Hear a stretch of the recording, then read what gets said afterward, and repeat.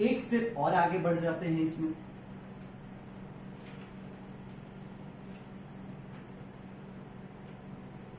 चलो, अब तो बात होगी फुल और अंडर की, स्ट्रक्चरल फ्रिक्शनल सब चीज की बात होगी। अब हमें बात कर लेना चाहिए यहां पे कि व्हाट इफ अगर हालात बदलते हैं तो हमेशा हम क्या चाहेंगे? इकोनॉमी फुल एम्प्लॉयमेंट पे रहे। कोई चाहेगा कि किसी को काम ना मिले, कोई चाहेगा कि कोई बेरोजगार रहे, कोई चाहेगा कि उसकी इतनी जमीन अगर पड़ी हो जमीन बेमतलब की पड़ी रहे? नहीं, मतलब हम एक्सपेक्ट करेंगे कि इकोनॉमी हमेशा किसमें रहेगी? Full employment. ठीक है, देखिएगा जरा, एक छोटी सी बात है।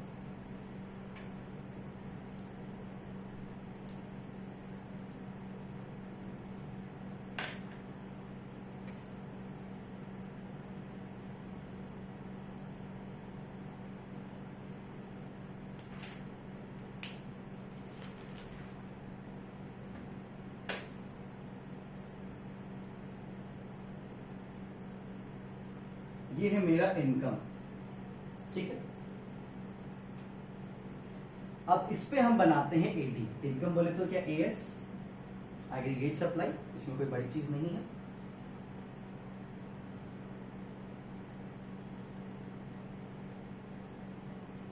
ये हो जाएगा मेरा एग्रीगेट डिमांड। मैंने क्या कहा? हम सब चाहेंगे हमारी इकोनॉमी फुल एम्प्लॉयमेंट पे रहे, तो ये जो मेरा एडी है at full employment, equilibrium at full employment, equilibrium at full employment. What if economy का डिमांड कम हो जाए? क्योंकि AD is equal to C plus I. Income sorry investment में गिरावट आएगी तो कंजम्पशन में भी गिरावट आएगी ना, कि नहीं आएगी? Is it possible? AD is equal to C plus I, and if there is a decrease in investment, aggregate demand will fall. नीचे आ जाएगा। तो चलो हम AD को एक बार घटा के देखते हैं। तो अगर हम AD को घटाते हैं तो कुछ इस तरीके से ही AD घटेगा।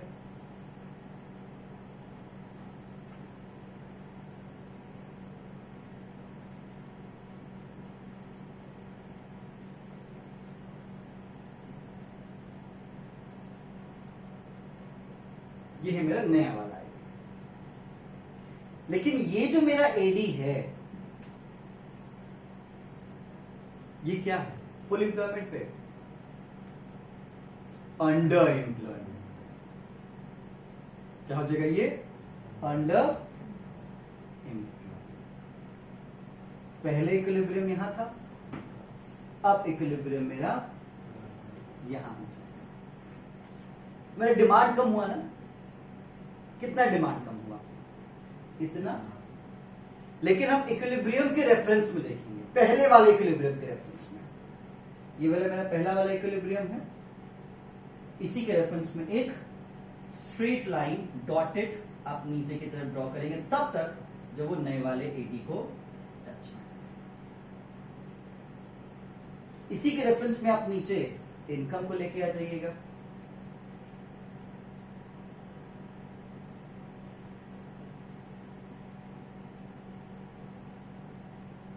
हम यहां पे लाइन इसलिए बना रहे हैं क्योंकि हमें एडी में कमी दिखाना है, हमें इनकम में गैप नहीं दिखाना, हमें एडी का गैप दिखाना है। ठीक है, तो यहां पे आपका जो गैप बना यही गैप दिखाता है कि मेरा एडी कम हो गया। मतलब यहां पे एडी में लॉस है, डिमांड में कमी है, और इसीलिए इसको क्या कहा जाएगा?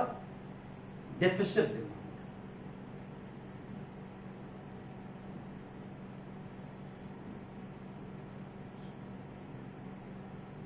क्या? हाँ बोलिए। क्यों नहीं लिए? ई और ई दोनों पॉइंट ई और ई ये आपकी एक्चुअल वैल्यू नहीं है सर, ये आपकी एक्चुअल वैल्यू नहीं है। इसके रेफरेंस में अपना इनकम देखिएगा, डिमांड कम हुआ ना, क्या कहा गया आपसे? जब एडी कम होगा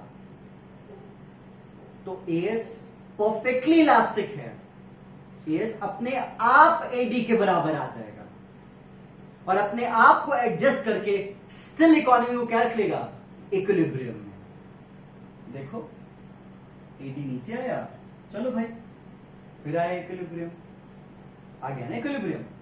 और लेकिन ये जो इक्विलिब्रियम है वो क्या है, एट अंडर एम्प्लॉयमेंट। मतलब मेरा एडी यहां तक तो जा सकता है ना, हम यहां पे हैं तो ये रिप्रेजेंट करता है कि मेरे पास अभी भी एक्सेस कैपेसिटी है, हम और आगे बढ़ सकते हैं।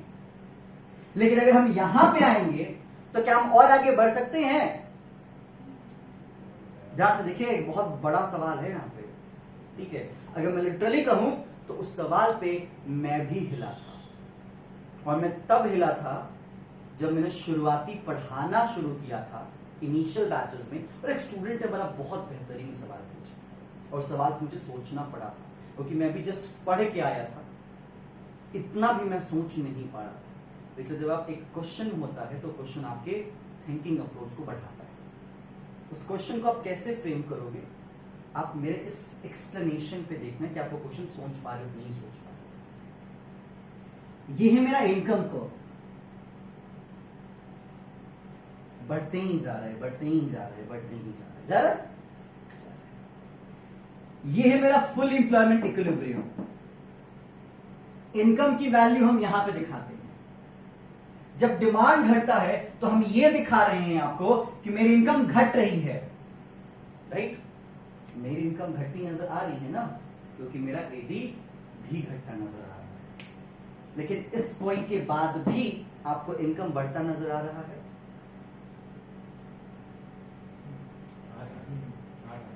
लेकिन आपको क्या बोला गया, till that point the whole capacity of economy is used. Economy के पास अब कोई भी कैपेसिटी लेफ्ट ओवर नहीं है। जब कोई भी कैपेसिटी लेफ्ट ओवर नहीं है तो आउटपुट जनरेट नहीं हो सकता, और जब आउटपुट जनरेट नहीं हो सकता तो इनकम कैसे जनरेट हो सकता है? और जब इनकम जनरेट नहीं हो सकता तो आगे ये वैल्यू और आगे ये कर्व भी नहीं बढ़ सकता, बट बढ़ रहा है। ये सवाल मुझसे पूछा गया, लिटरली उस बंदे ने पूछा कि सर आपने तो कहा दैट इकोनॉमी के पास कोई भी एक्सेस कैपेसिटी नहीं बची है, जब एक्सेस कैपेसिटी नहीं बची है तो प्रोडक्शन भी नहीं होगा, आउटपुट भी जनरेट नहीं होगा, जीडीपी ही नहीं बढ़ेगा, तो आप नेशनल इनकम कैसे यहां पे बढ़ा दे रहे हैं? Because this Y represents national income ना, हाउ। और ये एक स्पीडी क्वेश्चन था, मैंने टॉपिक खत्म किया, उसका सवाल आया, इसलिए मैंने आपसे पूछा कोई सवाल है, तो ये सवाल यहां पे बनता है, और इस सवाल का एक बहुत बेहतरीन जवाब है, और ये हाईएस्ट है इसमें, मैं ये नहीं कह रहा, बट इस सवाल को यहाँ पे पूछा जा सकता है क्योंकि वो सवाल प्रॉपर बन रहा है, परफेक्टली ड्रॉ हो रहा है क्वेश्चन। देखो इस सवाल का जवाब क्या है, इस सवाल का जवाब है after full employment of equilibrium the shape of income curve changes, बदल जाता है, और आपका y यहां से टिल्ट होके अपवर्ड चला जाता है। अगर आप बताए थे तो आप सॉल्यूशन सही बताए थे। ये जो आपको दिखती है इनकम, ये आपको एक इमेजिनरी वैल्यू दिखाती है, ये आपकी एक्चुअल इनकम कभी हो ही नहीं सकती।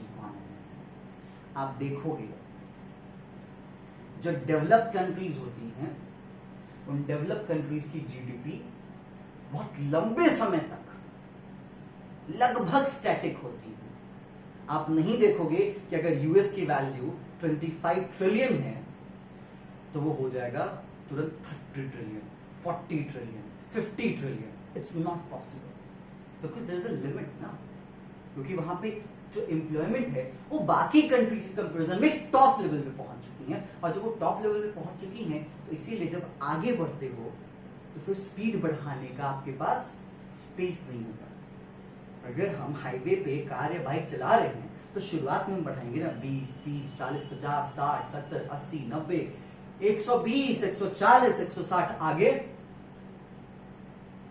आगे अगर फिर इस तरीके से बढ़ते रहे तो या तो होगा एक्सीडेंट, या तो फिर आपकी व्हीकल की कैपेसिटी क्या हो जाएगी, लूज हो जाएगी।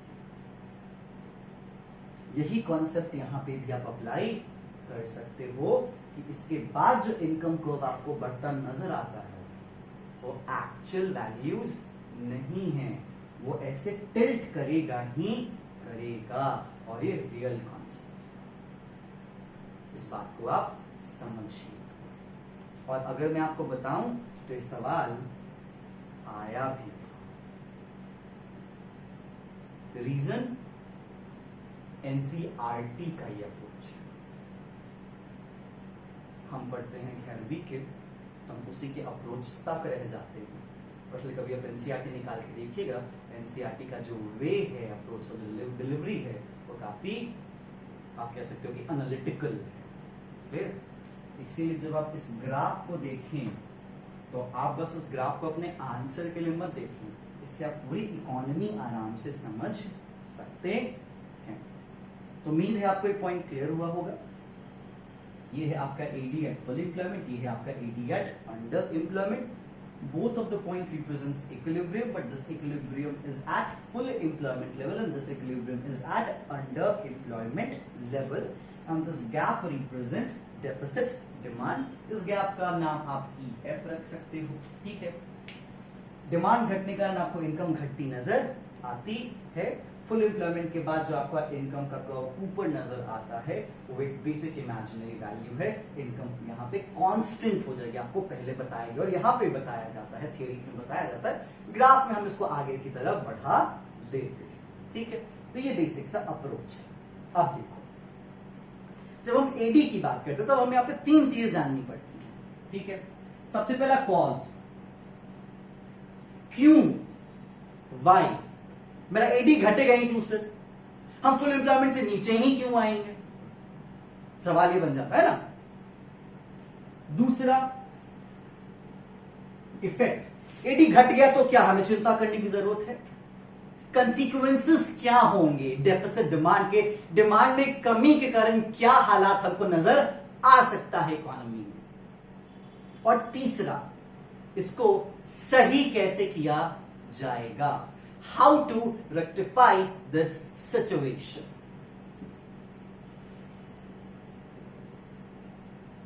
क्योंकि आपके पढ़ने का मतलब क्या है, आप पढ़ ही रहे हो इसलिए इन सारी चीजों को, ताकि आप इन प्रॉब्लम्स को जानो, इन प्रॉब्लम्स के पीछे कारण को जानो, उस कारण के जो इफेक्ट्स होंगे उसको जानो, और इसको कैसे सॉल्व किया जाए ये जानो। क्योंकि कोई इकोनॉमिस्ट अपनी कंपनी में या फिर किसी ऑर्गेनाइजेशन में या गवर्नमेंट के पैनल में क्यों हायर किया जाता है, ताकि आप देखिए प्रॉब्लम कहां पे है, उस प्रॉब्लम का कारण क्या है, इफेक्ट क्या है और कैसे सॉल्व किया। तो देखिए, ये डेफिसिट डिमांड है, हम एडी की बात कर रहे हैं। आपको पता है एडी का फॉर्मूला क्या होता है, AD is equal to C plus I plus G plus X minus M, यही है ओपन इकोनॉमी।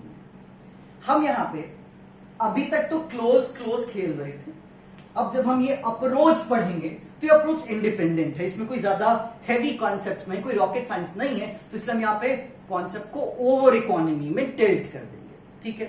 कि जब मेरा एडी कम हुआ है, क्या हुआ, मेरा एडी कम हुआ है, व्हिच मींस इकोनॉमी का कंजम्पशन एक्सपेंडिचर क्या हुआ होगा, कम, तभी मेरा एडी क्या हुआ होगा, कम, ठीक है। दूसरा, हमारी इकोनॉमी में इन्वेस्टमेंट एक्सपेंडिचर भी क्या हुआ होगा, कम, तो मेरा एडी हो सकता है कम, तो आ जाएगा डेफिसिट डिमांड। तीसरा, जो गवर्नमेंट एक्सपेंडिचर है वो भी क्या हुआ होगा, कम, whether it's a consumption expenditure of government or investment expenditure of the government, दोनों जब कम होंगे तो मेरा एडी क्या हो जाएगा, कम, ठीक है। नेक्स्ट आपके सामने है, इसके साथ साथ मेरा एक्सपोर्ट क्या हुआ होगा, कम, लेकिन मेरा इंपोर्ट क्या हुआ होगा, ज्यादा। साथ ही साथ अगर मैंने डिमांड घटाया है तो मेरे डिमांड घटने के पीछे एक और रीजन होगा कि सरकार ने टैक्स रेट्स बढ़ा दिए। जैसे सरकार ने डीटी बढ़ा दी, डायरेक्ट टैक्स बढ़ा दिया। अब जब डायरेक्ट टैक्स बढ़ा दिया तो मेरे इनकम का मेजर पोर्शन तो सरकार ही लेके जा रही है, मेरे पास बचा क्या, तो मैं डिमांड क्या करूंगा। So if government increase the direct tax rates, then household left over with less disposable income, which leads to less consumption expenditure. That's why rise in taxes also leads to deficit demand. Clear? चलो, तो ये तो हो गए कारण कि क्यों मेरा डिमांड कम होगा, एडी क्यों कम होगा, इकोनॉमी का डिमांड क्यों कम होगा। ठीक है, अब बात आती है कंसिक्वेंसेस की, इफेक्ट। अगर मेरा डिमांड कम होता है तो उसका क्या क्या इफेक्ट होगा। सबसे पहली चीज, डिमांड कम हुआ तो आउटपुट को एडजस्ट किया जाएगा। ठीक है, तो आउटपुट को कम किया जाएगा, प्रोडक्शन कम किया जाएगा।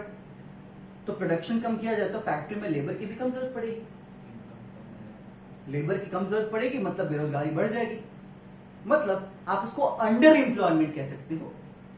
इकोनॉमी में एक अंडर एम्प्लॉयमेंट का सिचुएशन होगा, यही है ना, equilibrium at under employment level. तो आपका पहला इफेक्ट क्या होगा,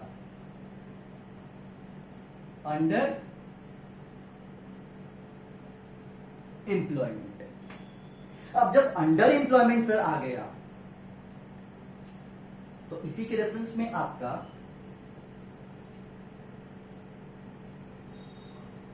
आउटपुट कम किया जाएगा, तभी तो इकोनॉमी इक्विलिब्रियम में पहुंचेगी। और जब सर आउटपुट कम होगा तो इनकम भी क्या हो जाएगा, कम। इसी के रेफरेंस में कुछ कुछ और छोटी छोटी बातें मैं आपके साथ जोड़ लेता हूं। लिविंग स्टैंडर्ड लो हो जाएगा। ठीक है, लोग खरीद नहीं रहे हैं जी, सामान पड़ा हुआ है बाजार में, which means वो जो सेलर होगा, वो जो प्रोड्यूसर होगा, उसके पास एक्सेस स्टॉक आ जाएगा, बिक नहीं रहा ना सामान। और ये सिचुएशन ओवर स्टॉकिंग का बन जाएगा, अनडिजायर्ड स्टॉक। ठीक है, तो इकोनॉमी में जो लेवल ऑफ स्टॉक है वो क्या हो जाएगा, हाई हो जाएगा। ठीक है, लेवल स्टॉक बढ़ने के कारण वो चाहेगा मैं अपना स्टॉक निकालूं। स्टॉक निकालने के लिए क्या करेगा, वो प्राइस डिक्रीज कर देगा। तो इकोनॉमी का जनरल प्राइस लेवल, जीपीएल में इसको लिख रहा हूं, जनरल प्राइस लेवल क्या हो जाएगा, रिड्यूस। और जब इकोनॉमी में अचानक से कीमतें घटती नजर आती हैं, इकोनॉमी चला जाता है डिफ्लेशन, जिसको यहां पे आप एज अ डिफ्लेशनरी गैप भी कंसिडर कर सकते हो। तो डिफ्लेशन के हालात आपके सामने आ जाएंगे। ये कहानी है इसके कंसिक्वेंसेस। ठीक है, आपके सामने कुछ मेजर 4 पॉइंट्स होंगे, जैसा आपका अंडर एम्प्लॉयमेंट है, डिफ्लेशनरी गैप है, उसके साथ साथ अनडिजायर्ड स्टॉक है, प्राइस कम है, जो कि एक तरीके से प्रोड्यूसर का प्रॉफिट ही है। तो यहां पे 8 पॉइंट जोड़ दिया जाता है, लॉस ऑफ प्रॉफिट। एक लास्ट और सबसे आप कह सकते हो भयावह इफेक्ट जो कि इकोनॉमी में आता है, जो कि कर्ब करना काफी चैलेंजिंग बन जाता है। जब ऐसे हालात होते हैं ना, तो एक चीज बड़ी तेजी से गिरती है, और वो चीज है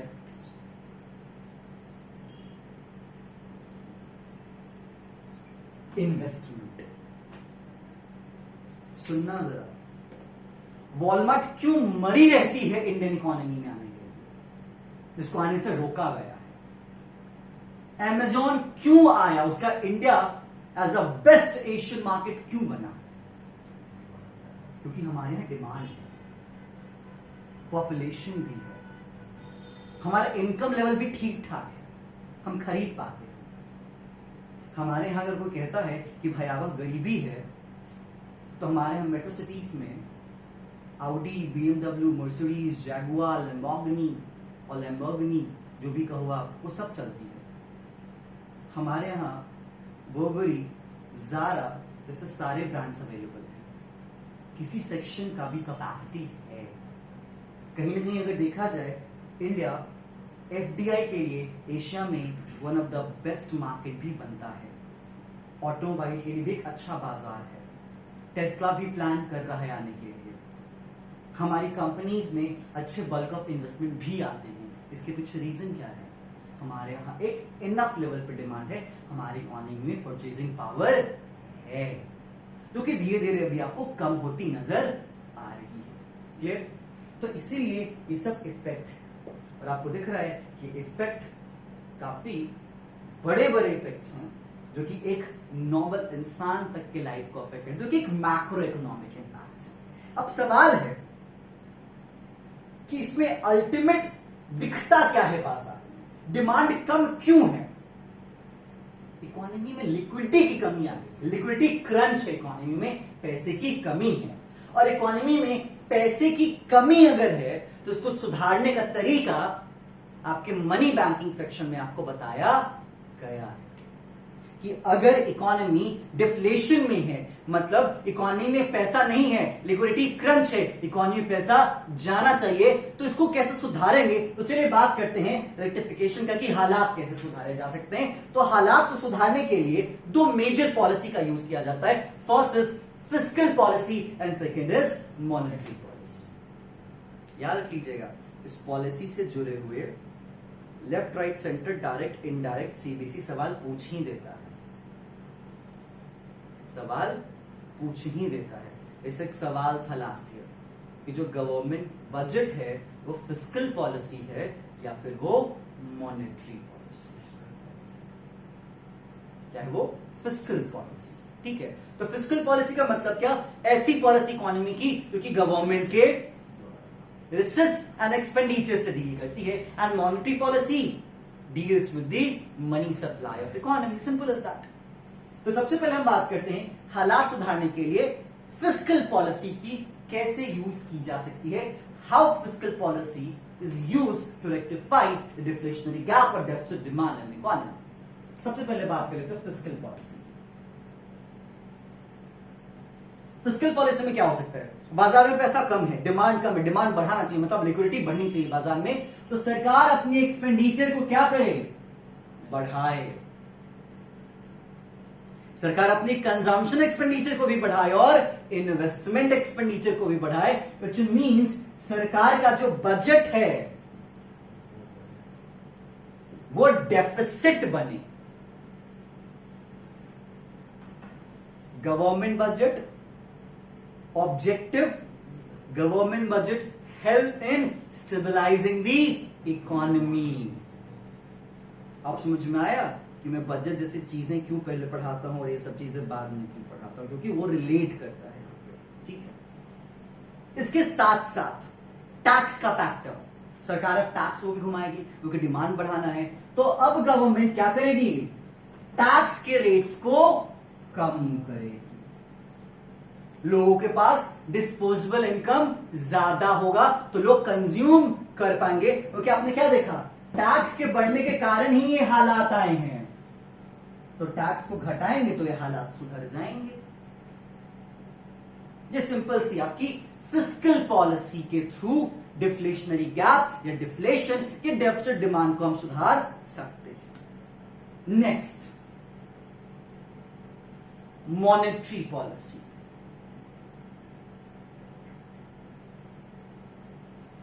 मॉनेटरी पॉलिसी में क्वांटिटेटिव और क्वालिटेटिव।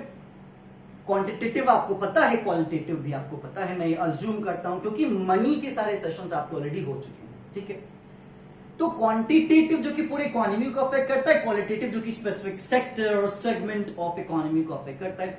क्वांटिटेटिव में आपके पास क्या क्या आता है?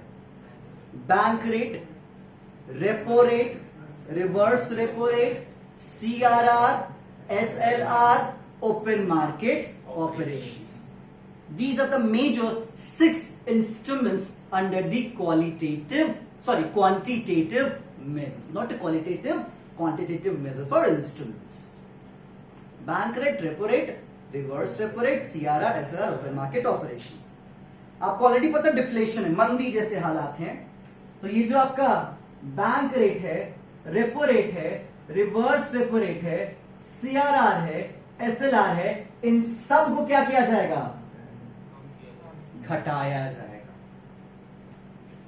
ओपन मार्केट ऑपरेशंस के थ्रू गवर्नमेंट क्या करेगी? सर ये अगर बढ़ा दिया जाएगा तो लोन महंगा हो जाएगा। Reverse repo rate is the rate at which commercial bank park their excess deposit with RBI। Excess deposit ही रहेगा, नहीं रहेगा तो कैसे ट्रिपल व्हाट? मैंने वो ऐसा रेट होता है जो कि रिवर्स रेपो रेट जब उसके पास एक्सेस फंड होगा जिसको पार्क करता है RBI के पास। अगर RBI रेट बढ़ा देगी रिवर्स रेपो रेट का तो पार्क कहां करेगा? वो वही करेगा वो। हाँ। थोड़ा प्रेजेंस ऑफ माइंड आप जैसे स्टूडेंट्स नहीं बनाएंगे तो कौन बनाएगा? ओपन मार्केट ऑपरेशंस के तहत जो सरकार होगी वो क्या करेगी? वो परचेज करेगी, whether जीरो कूपन बॉन्ड्स का हो या ट्रेजरी बिल का हो या फिर NSC नेशनल सेविंग सर्टिफिकेट को, क्योंकि सरकार उसको खरीद के बाजार में क्या करेगी? पैसे देगी। एक और चीज छूट गई, फिस्कल पॉलिसी में जो पब्लिक डेब्ट होता है, सरकार जो जनता से उधारी लेती है उसको कम करेगी। मतलब आप यहां पे कह सकते हो पब्लिक डेब्ट क्या होगा? रिड्यूस होगा। स्पेस नहीं है, आप यहां पे लिख लीजिएगा जो वीडियोस में देख रहे हैं। पब्लिक डेब्ट क्या करेगी? कम करेगी। अलॉन्ग विद दैट हमारी सरकार RBI से बोरोइंग क्या करेगी? बढ़ाएगी। आप इसमें 3 है, 2 और पॉइंट जोड़ सकते हो, ठीक है? डिक्रीज इन पब्लिक डेब्ट and increase in borrowings with RBI। ये कुछ हालात हैं। बाकी क्रेडिट रेशनिंग और मोरल सुएशन को इकोनॉमी के फेवरेबल सिचुएशन में लेके आया जाएगा, जिससे ये सारे के सारे हालात क्या हो जाएंगे? सुधर जाएंगे।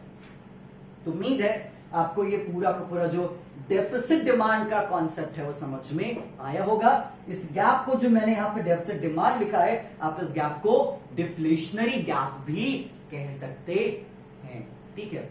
अगर मैं आपको ओपनली बताऊं, जो हमारा बैच था 15 का जो बैच था, 14-15 का जो बैच था, उसमें ओपन क्वेश्चन आया था। इन्फ्लेशनरी गैप, डिफ्लेशनरी गैप और के रेफरेंस में था, सवाल पूछा गया था। तो सबसे पहले आपको बताना पड़ेगा इन्फ्लेशनरी गैप क्या होता है या डिफ्लेशनरी गैप क्या होता है। उसके रेफरेंस में आप डेफिसिट डिमांड या फिर एक्सेस डिमांड को डिफाइन कीजिए। 1 नंबर 6 नंबर में था, 1 नंबर ग्राफ पे 1 नंबर। इस ग्राफ को आप एक्सप्लेन करेंगे, याद रख लीजिएगा। आप अपने बोर्ड एग्जाम्स में जहां पे ग्राफ बन सकता है वहां पे ग्राफ बनाइए, क्योंकि ग्राफ आपके आंसर की वेटेज को क्या करेगा? बढ़ाएगा। तो ग्राफ का एक्सप्लेनेशन, एक्स पे क्या लिया, वाई पे क्या लिया, कौन सा गैप क्या दिखा रहा है, आपको बताना पड़ेगा ना कि ये जो EF का गैप है यही डेफिसिट डिमांड, ये डिफ्लेशनरी गैप है।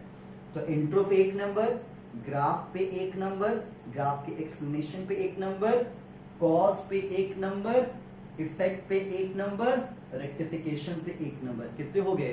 6 नंबर। और छोटे छोटे पॉइंट्स इस तरीके से उसकी मार्किंग। क्लियर? तो चलिए, उम्मीद है मैं आपको डेफिसिट डिमांड या डिफ्लेशनरी गैप समझा पाया होऊंगा। उसके साथ साथ full employment, under employment, excess capacity या फिर structural unemployment, frictional unemployment, voluntary unemployment, involuntary unemployment, इन सभी टॉपिक के साथ ये सेशन होता है ओवर। फिर हम आपको ज्वाइन करेंगे इसके जस्ट अपोजिट टॉपिक के साथ, जिस टॉपिक का नाम है इन्फ्लेशनरी गैप। तब तक आप इसको समझिए, पढ़िए, कोई डाउट होता है जरूर कांटेक्ट कीजिए। फिर आपसे मिलते हैं नेक्स्ट सेशन में। Thank you.